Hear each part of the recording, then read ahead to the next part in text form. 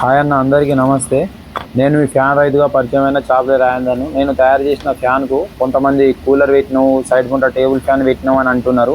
ఇప్పుడు మీరు చూడవచ్చు, ఎలాంటి టేబుల్ ఫ్యాన్స్ కానీ ఎలాంటి కూలర్స్ కానీ లేవన్నా. నేను బిల్డింగ్ పైన చూపెడుతున్నా.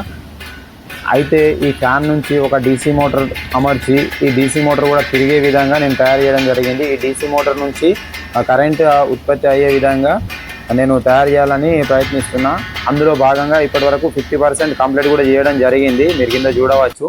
అయితే నా దగ్గర సరైన ట్రైప్యాడ్ లేక ఈ ఫోన్ కూడా అంతంత మందమే ఉన్నది. అయితే ఒక కట్టెకు పెట్టి వీడియో తీస్తున్న టైంలో ఆ కట్టె జారిపోయి పడి నా ఫోన్ది డిస్ప్లే కూడా వలిపోవడం జరిగింది.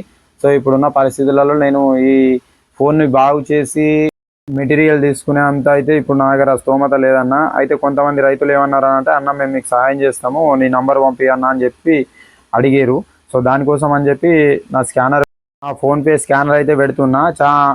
సో మీకు తోచినంత ఎంతో కొంత 10 రూపాయలైనా పర్లేదు, 20 రూపాయలైనా పర్లేదు అన్న, నా స్కానర్కు నా ఫోన్పే అకౌంట్కు పంపించండి.